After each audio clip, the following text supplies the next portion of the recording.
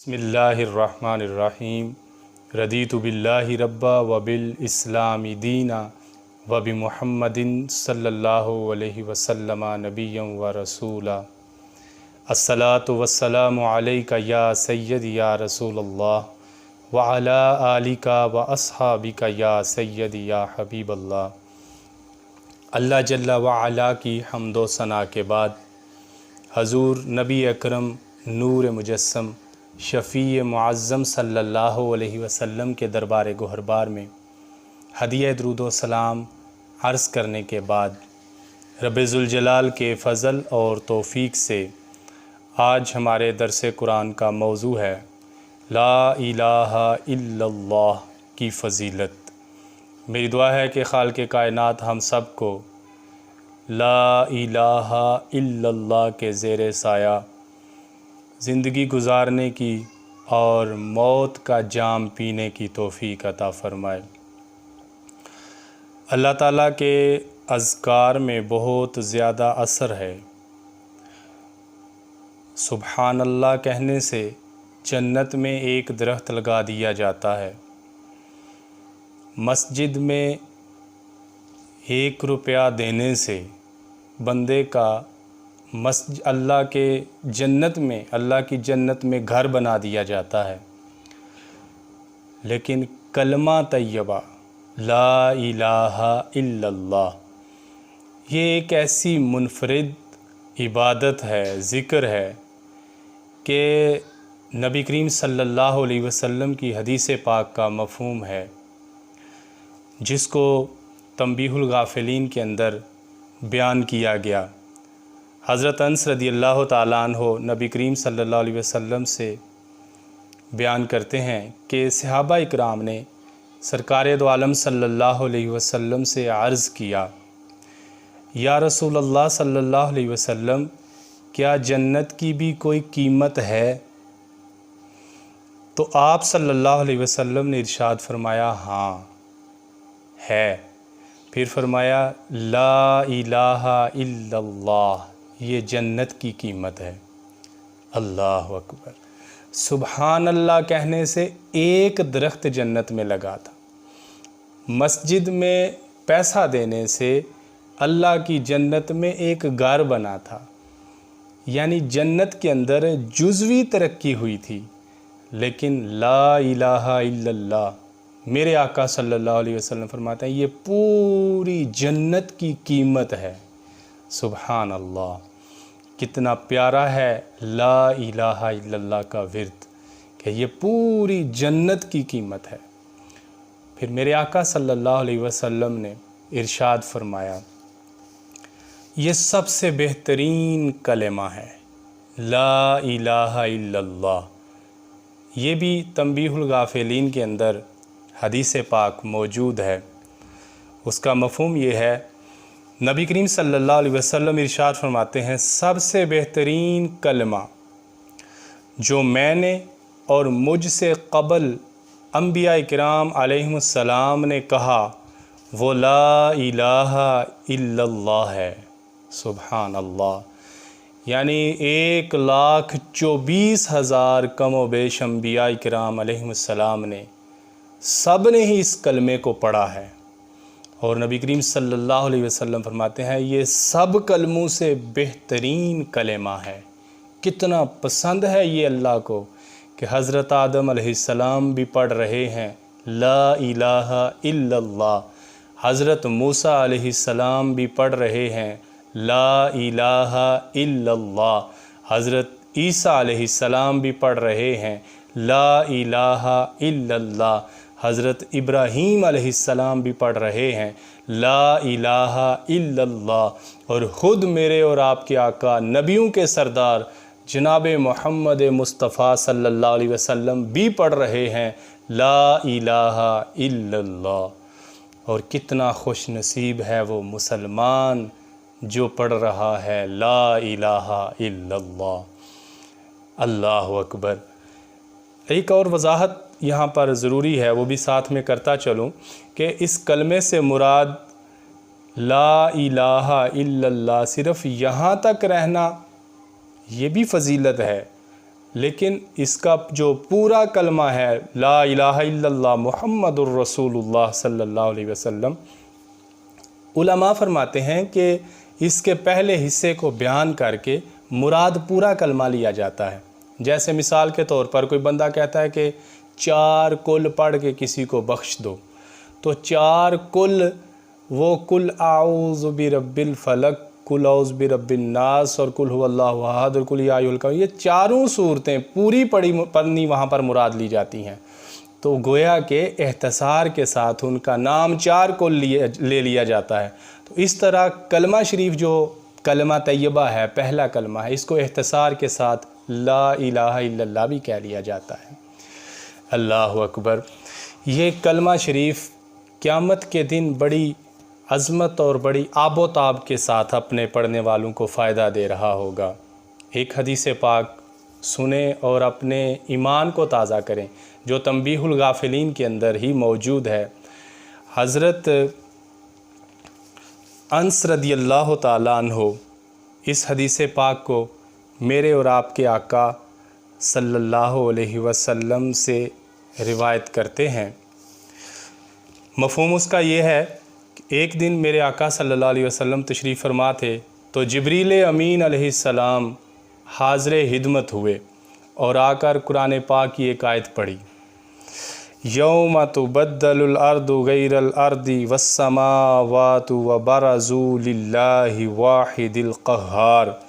یاد کرو اس دن کو جب کہ بدل دی جائے گی یہ زمین دوسری قسم کی زمین سے، اور آسمان بھی بدل دیے جائیں گے اور سب لوگ حاضر ہو جائیں گے اللہ کے حضور میں، وہ اللہ جو ایک ہے سب پر غالب۔ اللہ اکبر۔ سورہ ابراہیم کی آیت نمبر 48، اس کی تلاوت کی حضرت جبرائیل علیہ السلام نے میرے اور آپ کے آقا صلی اللہ علیہ وسلم کی خدمت میں حاضر ہو کر جب یہ آیت پڑھی کہ جس کا مفہوم یہ ہے کہ یا رسول اللہ صلی اللہ علیہ وسلم ایک دن آئے گا یہ زمین وہ آسمان یہ سب کچھ ختم ہو جائے گا، ایک الگ سا نظام بن جائے گا، ایک چٹیل میدان ہوگا، وہاں پر سب لوگ اللہ وحدہ لا شریک کے سامنے حاضر ہوں گے، قیامت کا منظر ہوگا۔ حضور نبی اکرم صلی اللہ علیہ وسلم نے دریافت فرمایا روز قیامت لوگوں کی کیا حالت ہوگی؟ حضرت جبریل امین علیہ السلام نے عرض کی، اے حبیب خدا صلی اللہ علیہ وسلم، لوگ اس دن ایسی چٹیل اور صاف شفاف زمین پر جمع ہوں گے جہاں پر کبھی کوئی گناہ نہ ہوا ہوگا، ایسا میدان لگ جائے گا کہ جس میدان میں کبھی کسی نے کوئی گناہ نہیں کیا ہوگا۔ گویا کہ یہ زمین نہیں ہوگی، اس میں تو کوئی گناہ کرتا ہے کسی قسم کا، کوئی شرک کر رہا ہے، کوئی نماز چھوڑ رہا ہے، کوئی ڈاکہ ڈال رہا ہے، کوئی چوری کر رہا ہے، طرح طرح کے گناہ ہیں۔ تو فرمایا یہ زمین نہیں ہوگی، اس دن قیامت کے دن ایسی چٹیل زمین کا میدان لگا دیا جائے گا جس پر کبھی کوئی گناہ نہ کیا گیا ہوگا، جہنم کے بھڑکنے کی آواز آ رہی ہوگی۔ استغفر اللہ۔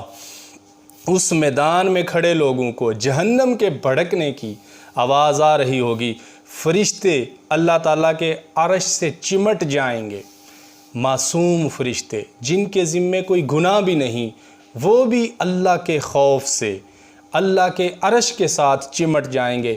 ہر فرشتہ اللہ تعالیٰ کے حضور عرض کرے گا، یا الہ العالمین میں تیری بارگاہ سے اپنے لیے ہی سوال کرتا ہوں۔ اللہ اکبر۔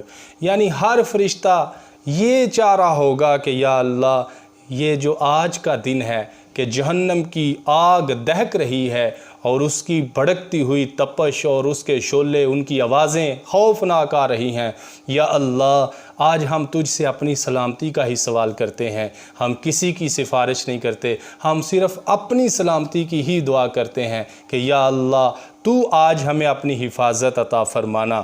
پہاڑ اس دن الہن المنفوش ہو جائیں گے۔ حضور نبی اکرم صلی اللہ علیہ وسلم نے دریافت فرمایا، جبرائیل اہن المنفوش سے کیا مراد ہے؟ حضرت جبرائیل امین علیہ السلام نے عرض کی کہ دنکتی ہوئی اون کی طرح پہاڑ ریزہ ریزہ ہو جائیں گے اور جہنم کے خوف سے پگھل جائیں گے۔ اللہ اکبر۔ کیسا سخت دن ہوگا کہ اس دن پہاڑ جو اتنے بڑے بڑے ہیں یہ روئی کی طرح اڑتے ہوئے نظر آئیں گے، العہن المنفوش ہو جائیں گے، ریزہ ریزہ ہو جائیں گے، خوف خدا سے پگھل جائیں گے۔ اللہ اکبر، جہنم کے خوف سے پگھل جائیں گے۔ اے اللہ کے حبیب صلی اللہ علیہ وسلم، جہنم کو جب اس دن لایا جائے گا، یہ جبریل علیہ السلام، جبریل امین علیہ السلام نبی علیہ السلام سے عرض کر رہے ہیں کہ اس دن جب جہنم کو لایا جائے گا تو اس کے بھڑکنے کی آواز سے دل دہل رہے ہوں گے۔ اسے حکم ہوگا، اے جہنم کلام کر۔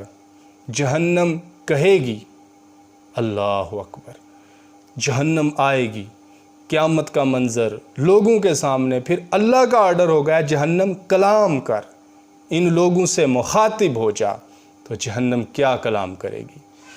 نبی کریم صلی اللہ علیہ وسلم کے ساتھ جبریل امین علیہ السلام کا یہ قیامت کا تذکرہ ہو رہا ہے، تو فرماتے ہیں جبریل امین علیہ السلام عرض کرتے ہیں، یا رسول اللہ صلی اللہ علیہ وسلم، جب اللہ کا حکم ہوگا، اے جہنم تو کلام کر، تو جہنم کہے گی، لا الہ الا اللہ، اللہ تعالیٰ کے سوا کوئی عبادت کے لائق نہیں۔ میرے مولا، تیری عزت و عظمت کی قسم، آج میں ہر اس شخص سے انتقام لوں گی جس نے رزق تیرا کھایا اور عبادت کسی اور کی۔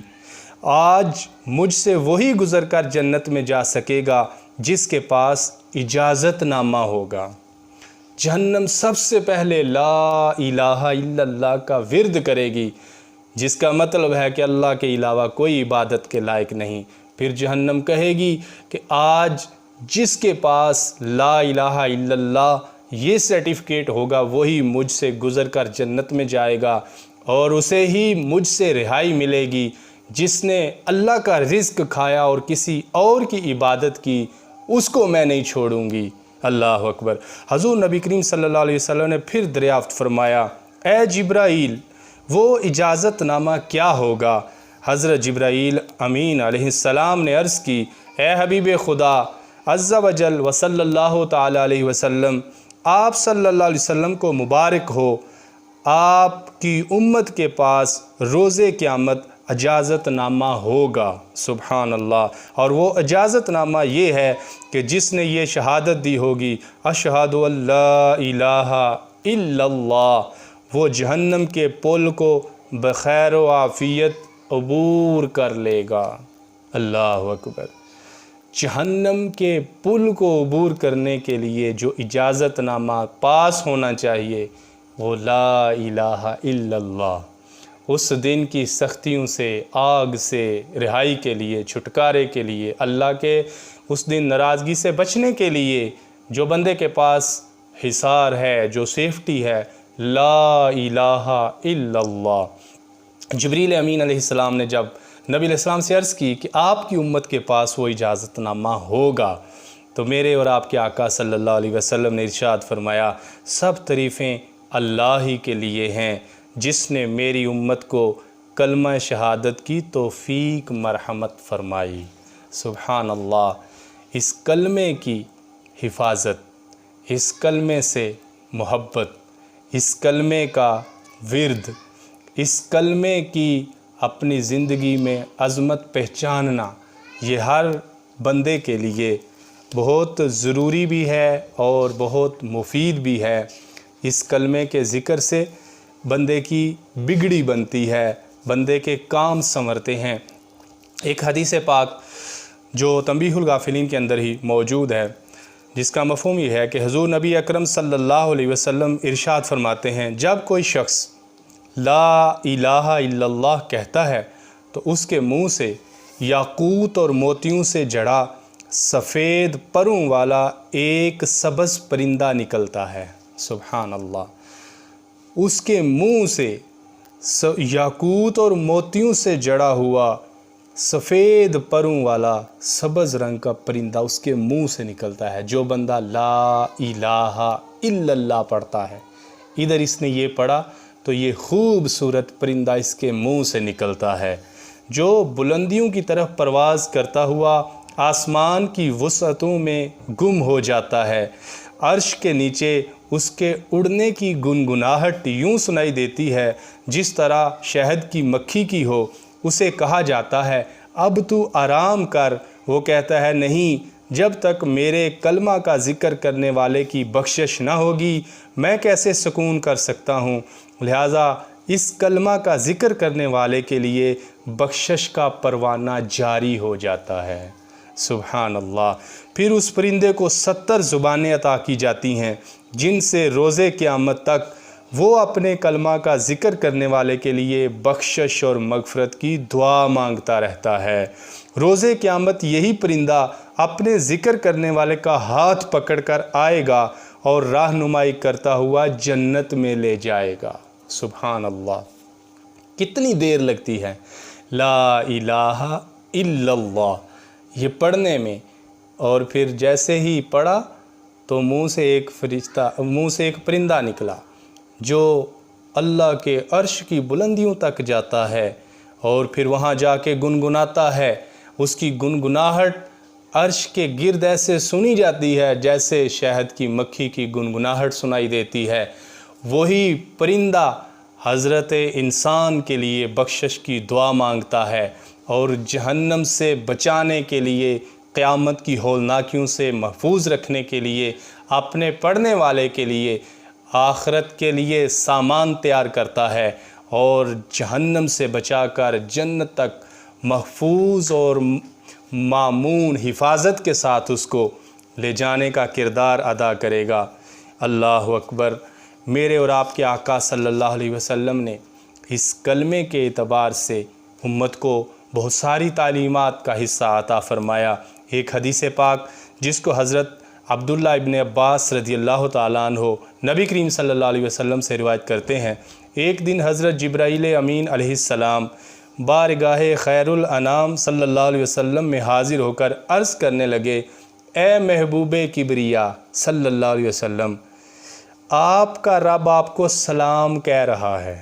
سبحان اللہ۔ اور پوچھتا ہے کہ کیا وجہ ہے کہ میں اپنے محبوب کو پریشان دیکھتا ہوں، حالانکہ اللہ جل و شان سب کچھ جانتا ہے خود ہی، پھر بھی وہ نبی کریم صلی اللہ علیہ وسلم کے غم کی وجہ جاننا چاہتا ہے کہ اپنی زبان حال سے آپ خود بتائیں کہ کیوں آپ پریشان ہیں، کیا وجہ ہے، اے میرے محبوب کیوں پریشان ہیں۔ حضرت جبرائیل علیہ السلام نبی علیہ السلام سے اللہ کا پیغام لے کر پوچھنے آئے ہیں کہ آپ کیوں پریشان ہیں۔ اللہ یہ پوچھتا ہے، حضور نبی اکرم صلی اللہ علیہ وسلم نے ارشاد فرمایا، اے جبرائیل روز قیامت میری امت کے ساتھ کیا ہوگا، میں اس وجہ سے پریشان ہوں، اس معاملہ کو سوچتا ہوں کہ قیامت کے دن میری امت کے ساتھ کیا معاملہ ہوگا، تو اس وجہ سے میں پریشان ہوں۔ حضرت جبریل امین علیہ السلام نے پوچھا، کیا آپ کفار کے معاملہ میں پریشان ہیں یا مسلمانوں کے معاملہ میں؟ تو حضور نبی کریم صلی اللہ علیہ وسلم نے ارشاد فرمایا، نہیں، میں کفار کے معاملہ میں پریشان نہیں ہوں، بلکہ ان کے بارے میں فکر مند ہوں جنہوں نے لا الہ الا اللہ کہہ لیا ہے۔ اللہ اکبر۔ محبوب کریم صلی اللہ علیہ وسلم اپنے غلاموں کے آخرت کے معاملات کو سوچ کر فکر مند ہوئے۔ اللہ تعالیٰ نے حضرت جبرائیل علیہ السلام کو بھیجا کہ جا کر پوچھو کہ اے محبوب اللہ پوچھتا ہے کیوں پریشان ہیں آپ، حالانکہ اللہ خود جانتا ہے لیکن پھر بھی نبی علیہ السلام سے پوچھتا ہے، یہ محبت کی بات ہے۔ اور پھر اس کے آگے کتنے انوار و تجلیات امت تک سامنے آنے ہیں، اس کا آگے اس کی کئی حکمتیں ہو سکتی ہیں۔ تو اس لیے ہر وقت کوئی بندہ یہی نہ کہتا رہے کہ جو سائل ہوتا ہے اس کو پتہ نہیں ہوتا اسی لیے سوال کرتا ہے، حالانکہ بعض دفعہ سائل پوچھنے کے لیے سوال کر رہا ہوتا ہے اور بعض دفعہ سائل بتانے کے لیے سوال کر رہا ہوتا ہے کہ جب میں خود پوچھوں گا اگلے سے تو کتنا پھر وہ جواب کے بعد لوگوں تک یہ منظر عام پر علم آئے گا۔ تو میرے نبی کریم صلی اللہ علیہ وسلم نے جب یہ عرض بتایا، حکم دیا کہ اے جبرائیل میں اس لیے پریشان ہوں کہ میری امت نے جو لا الہ الا اللہ پڑھنے والے میری امت کے جو افراد ہیں مسلمان، ان کا قیامت کے دن کیا بنے گا۔ حضرت جبرائیل امین علیہ السلام نے حضور اکرم صلی اللہ علیہ وسلم کا ہاتھ مبارک پکڑا اور بنو سلمہ کے قبرستان میں لے گئے۔ ایک قبر پر حضرت جبریل امین علیہ السلام نے اپنا دایاں بازو مارا اور کہا اے قبر میں پڑے ہوئے اللہ تعالیٰ کے حکم سے اٹھ کھڑا ہو۔ قبر میں موجود شخص سرخ سفید چہرے والا لا الہ الا اللہ محمد الرسول اللہ الحمدللہ رب العالمین کہتا ہوا اٹھ کھڑا ہوا۔ حضرت جبریل امین علیہ السلام نے کہا واپس لوٹ جا۔ وہ سابقہ حالت میں واپس پلٹ گیا۔ پھر حضرت جبریل امین علیہ السلام نے ایک اور قبر پر اپنا بایاں پر مارا اور کہا کہ اللہ کے حکم سے اٹھ۔ قبر سے کالے سیاہ چہرے والا نیلی آنکھوں والا ایک شخص یوں پکارتا ہوا باہر نکلا، ہائے افسوس، ہائے ندامت، ہائے برا حال۔ حضرت جبریل امین علیہ السلام نے فرمایا تم بھی لوٹ جاؤ۔ وہ بھی اپنی قبر میں واپس لوٹ گیا۔ حضرت جبریل امین علیہ السلام کہنے لگے کہ روز قیامت ہر شخص کو اسی حالت میں اٹھایا جائے گا جس حالت میں وہ مرا ہوگا۔ حضور اکرم صلی اللہ علیہ وسلم ارشاد فرماتے ہیں کہ اپنے مرنے والوں کو کلمہ کی تلقین کیا کرو، کلمہ طیبہ گناہوں کا ملیا میٹ کر دیتا ہے۔ اللہ اکبر۔ میرے آقا صلی اللہ علیہ وسلم پریشان ہوئے تو جبریل امین علیہ السلام نے 2 قبروں کا حال آپ کے سامنے اللہ کے حکم سے کھولا۔ ایک قبر والا بڑے حسین چہرے کے ساتھ جس کی قبر پر آپ نے دایاں پر مارا، اس کا چہرہ بھی حسین، اس کا رنگ بھی صاف ستھرا، اور وہ یہ کہتا ہوا لا الہ الا اللہ محمد الرسول اللہ صلی اللہ علیہ وسلم الحمدللہ رب العالمین۔ یہ اپنے کلمات طیبات پکارتا ہوا قبر سے اٹھا، حسین و جمیل چہرے والا۔ کتنا خوش نصیب تھا وہ صاحب قبر کہ جس کو اللہ نے قبر میں یہ رونقیں اس کو عطا کر رکھی تھی۔ تو جب یہ اس حال میں اٹھا تو پھر ایک اس بندے کا جو کلمہ طیبہ سے دور رہا، جس نے لا الہ الا اللہ کو اپنا وظیفہ نہ بنایا، اس کو نہ قبول کیا، ایسے ہی زندگی گزار گیا، اس کی قبر کا حال دیکھا۔ اس کا چہرہ بھی سیاہ تھا، اس کی آنکھیں بھی خطرناک تھی، خوفناک تھیں، اور وہ برے اعلانات کرتا ہوا ہائے افسوس، ہائے ندامت، ہائے برا حال۔ یہ وہ آوازیں کستا ہوا اپنی قبر سے نکلا اور پھر اللہ کے حکم سے اس کو اسی حال میں واپس کر دیا گیا۔ تو میرے نبی علیہ السلام کے سامنے حضرت جبریل علیہ السلام عرض کرنے لگے یا رسول اللہ صلی اللہ علیہ وسلم، جس حالت میں جو بندہ مرے گا اسی حالت میں اپنی قبر سے باہر نکلے گا۔ اگر کوئی بندہ لا الہ الا اللہ پڑھتا دنیا سے جائے گا تو اپنی قبر سے لا الہ الا اللہ پڑھتا ہی اٹھے گا۔ اگر کوئی بندہ دنیا سے درود و سلام پڑھتا ہوا جائے گا تو اپنی قبر سے حشر کی طرف اسی انداز میں چلے گا۔ اگر کوئی بندہ دنیا میں کوئی نیکی کا کام کرتے کرتے دنیا سے چلا جائے گا تو اسی حالت پر قبر سے اٹھ کر حشر کی طرف جائے گا۔ اور جو بندہ برائی کرتے کرتے دنیا سے چلا گیا، شرک کرتے کرتے دنیا سے چلا گیا، حسد کرتے کرتے دنیا سے چلا گیا، کسی کا دل دکھاتے دکھاتے دنیا سے چلا گیا، جھوٹ کو نہ چھوڑا تو دنیا سے چلا گیا، نماز میں سستی کرتے کرتے دنیا سے چلا گیا، تو پھر وہ پچھتائے گا، وہ کہے گا ہائے افسوس، میں کس حال میں حشر کی طرف جا رہا ہوں۔ جب نبی کریم صلی اللہ علیہ وسلم کے سامنے یہ معاملہ پیش کیا گیا تو میرے آقا صلی اللہ علیہ وسلم نے فرمایا کہ مردے کو جب وہ فوت ہونے لگتا ہے اس وقت کلمہ طیبہ کی تلقین کیا کرو، اس سے اس کو کلمہ کی یاد آئے گی اور اس سے اس کو فائدہ ہوگا۔ میرے محبوب علیہ السلام فرماتے ہیں کہ یہ لا الہ الا اللہ یہ گناہوں کو ملیا میٹ کر دیتا ہے۔ یہ بڑے زبردست جملے ہیں کہ بندے کے کتنے گناہ ہوتے ہیں تو یہ ورد اور یہ وظیفہ ان گناہوں کو ملیا میٹ کر کے رکھ دیتا ہے۔ صحابہ نے عرض کیا یا رسول اللہ صلی اللہ علیہ وسلم، اگر کسی نے اپنی زندگی میں اسے کثرت سے پڑھا یعنی لا الہ الا اللہ کو، تو حضور نبی کریم صلی اللہ علیہ وسلم نے ارشاد فرمایا یہ تو بہت زیادہ گناہوں کو مٹاتا ہے، یعنی جتنا زیادہ کسی نے پڑھا تو یہ تو بہت زیادہ گناہوں کو مٹانے والا ہے۔ حضور اکرم صلی اللہ علیہ وسلم کا ارشاد گرامی ہے اپنے مرنے والوں کے پاس حاضر ہوا کرو۔ اللہ اکبر۔ وہ نزا کی گھڑی میں سرکار کتنا اپنی امت کے ساتھ پیار کرتے ہیں، متوجہ کر رہے ہیں کیا کیا گھڑیاں اس ٹائم گزرتی ہیں بندے پر، کتنے سخت حالات ہوتے ہیں۔ ایک اچھا خاصا بندہ اس وقت کن پریشانیوں سے گزر رہا ہوتا ہے، اس کو بھی سنیں اور لا الہ الا اللہ کے سہارے اپنی اس گھڑی کا بھی سامان کریں کہ اس میں آسانیاں اللہ پیدا فرما دے۔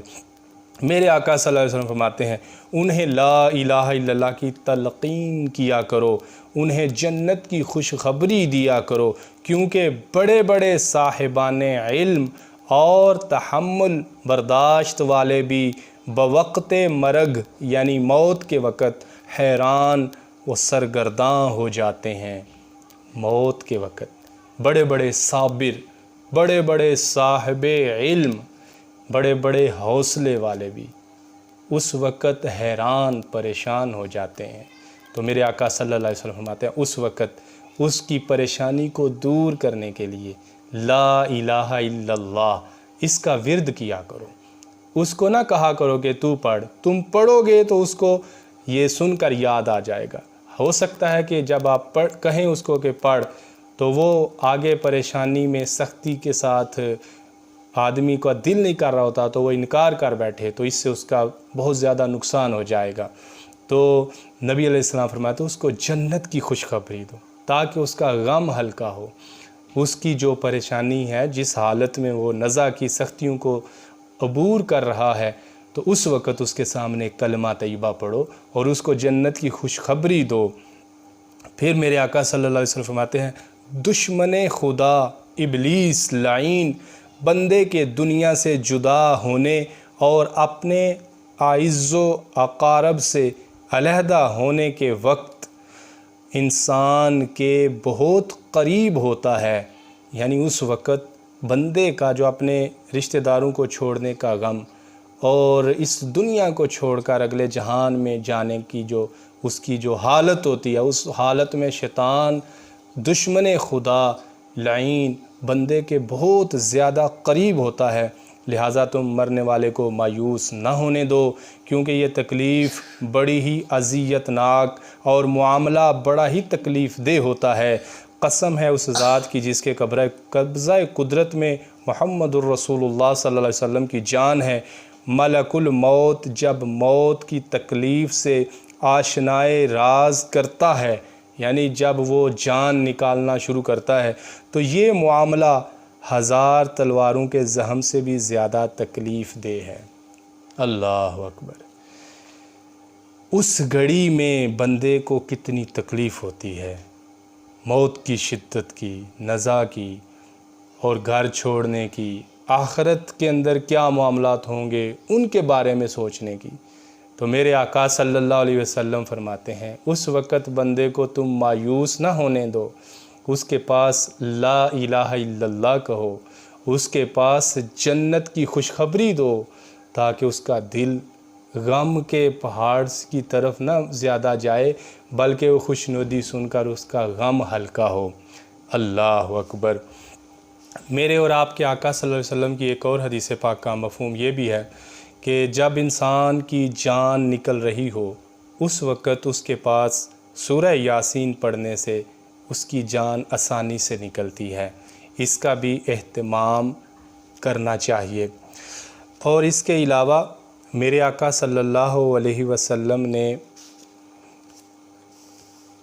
کلمہ طیبہ کے ساتھ اور بھی بہت سی ایسی عادتیں ہیں جن کی وجہ سے بندے کا بہت فائدہ ہوتا ہے۔ ایک بہت لمبی چوڑی مطالعہ کی فہرست کے بعد علماء محققین کوئی نچوڑ نکال کر بندے کے لیے بات ظاہر کرتے ہیں، تو جتنا بڑا عالم ہوگا، جتنا محنتی ہوگا، اتنی وہ اچھی بات نکھار کے وہ تلاش کر کے ہیرے مسلمانوں کی رہنمائی کے لیے پیش کرے گا۔ تو امام سمرقندی چونکہ ایک بہت بڑے امام ہیں، آپ نے ایک خلاصہ عرض کیا ہے، کتاب کے اندر مسلمانوں کی رہنمائی کے لیے خلاصہ پیش کیا ہے۔ آپ کہتے ہیں اس کا مفہوم یہ ہے کہ ایک بندے کے اندر جب 7 عادتیں آ جاتی ہیں تو وہ بندہ اللہ کے نزدیک فرشتوں سے بھی زیادہ عزت والا ہو جاتا ہے۔ اللہ اکبر۔ اور جس بندے میں یہ 7 عادتیں آ جاتی ہیں، ان نیک پاک اچھی عادتوں کی برکت سے اللہ اس بندے کے گناہ معاف فرما دیتا ہے، اگرچہ وہ گناہ سمندروں کی جاگ کے برابر ہوں۔ پھر فرماتے ہیں کہ جس بندے کے اندر یہ 7 نیک عادتیں آ جاتی ہیں، اللہ تعالیٰ ان 7 کی برکت سے اس کو عبادت میں لطف عطا کر دیتا ہے، اس کو عبادت کرنے کا مزہ آ جاتا ہے۔ محتشم سامعین، یہ چیزیں بندے کو میسر آتی ہیں، اس کے اندر 7 عادتیں کون سی ہیں؟ آج ہم ان کو ذکر کرتے ہیں۔ پہلی بات، امام سمرقندی رحمۃ اللہ علیہ فرماتے ہیں، ہر چیز کی ابتدا کرتے وقت بسم اللہ الرحمن الرحیم پڑھنا۔ جس بندے کو یہ عادت نصیب ہو جائے، ہر کام شروع کرنے سے پہلے بسم اللہ الرحمن الرحیم پڑھ لے، ہر کام کی تکمیل پر الحمدللہ کہنا، سبحان اللہ۔ جب کوئی کام ختم ہو جائے، صبح اپنے گھر سے نکلا، کسی سفر میں جانے لگا تو بیٹھتے وقت گاڑی میں بسم اللہ شریف پڑھ لی، جب منزل پر پہنچ گیا، تکمیل ہو گئی تو الحمدللہ کہہ لیا، اللہ اکبر۔ پھر فرمایا تیسری، زبان پر کوئی لغو یا بری بات آ جائے تو کم از کم ہو یا زیادہ، اس کے بعد استغفر اللہ کہنا۔ زبان سے کوئی ایسی بات نکل گئی جو نکالنا نہیں چاہتا تھا، لیکن بے اختیاری میں یا جلدی میں یا سبقاً جس طرح بھی وہ نکل گئی، سبقت لسانی ہو گئی، جس طرح بھی وہ نکل گئی، تو یہ پھر اس بات کے نکلنے کے بعد استغفر اللہ کہتا ہے۔ اس کا کیا مطلب ہے؟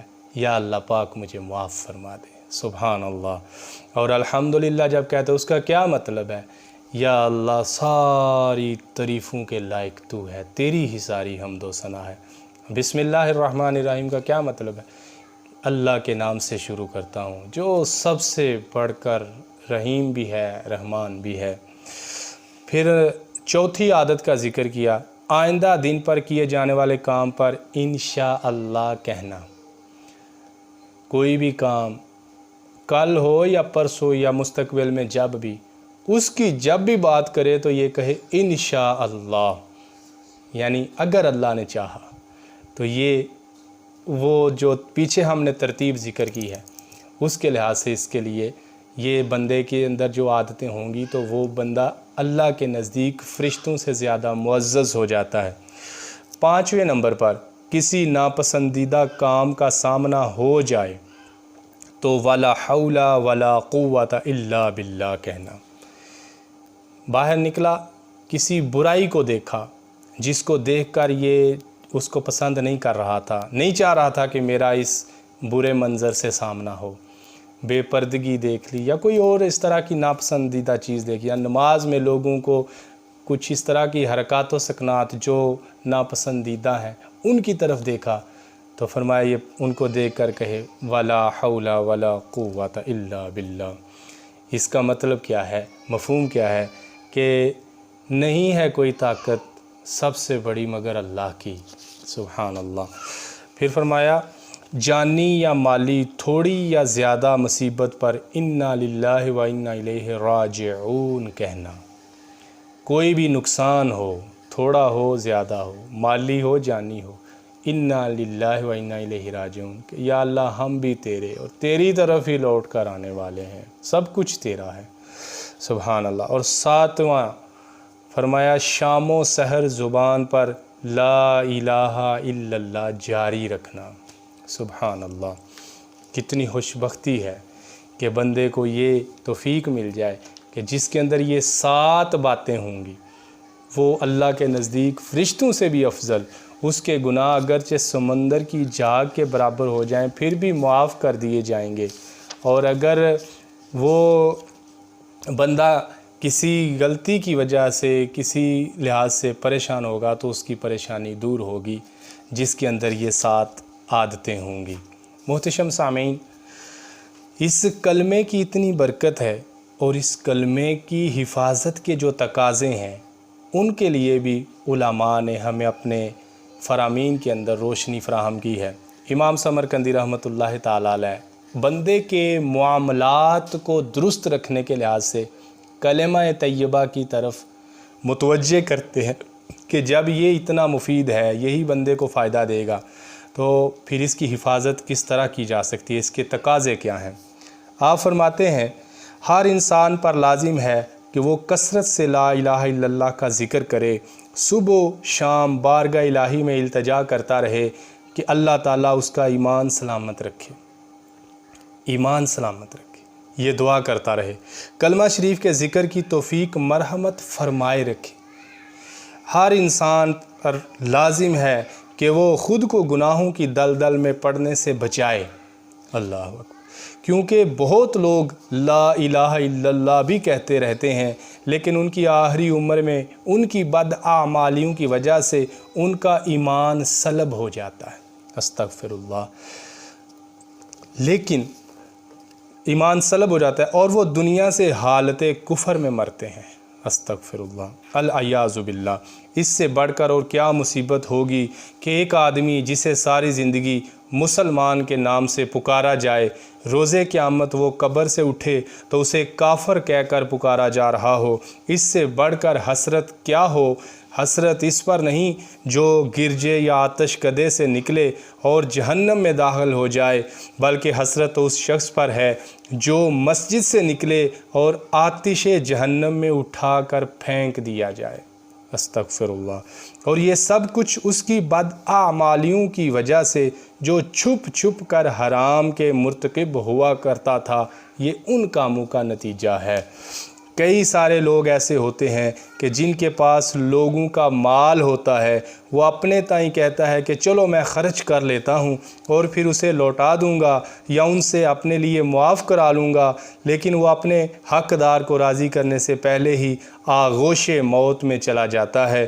کوئی ایسا شخص بھی ہوتا ہے کہ اس کے اور اس کی بیوی کے درمیان کوئی ایسا معاملہ پیش آ جاتا ہے جس سے اس کی بیوی حرام ہو جاتی ہے، اور وہ کہتا ہے کہ میں اب اپنی بیوی کو کیسے چھوڑوں، ہماری اولاد کا کیا ہوگا، اور وہ اسی طرح زندگی گزار رہا ہوتا ہے کہ اسی حالت میں موت آ جاتی ہے۔ اسی سبب سے وہ ایمان کی دولت سے محروم ہو جاتا ہے، استغفر اللہ۔ اس کا خلاصہ یہ ہے کہ برے اعمال برے خاتمے کا سبب بن سکتے ہیں، کہ بندہ اگر کلمہ بھی پڑھے اور ساتھ میں پھر حرام کو نہ چھوڑے، تو پھر علماء فرماتے ہیں ہم نے بہت سے ایسے لوگوں کو دیکھا ہے کہ وہ ساری زندگی مسجد میں ہی تعلق تھا ان کا، لیکن حرام کی نحوست نے ان کو موت کے وقت کلمہ پڑھنے کی توفیق نہ ہونے دی۔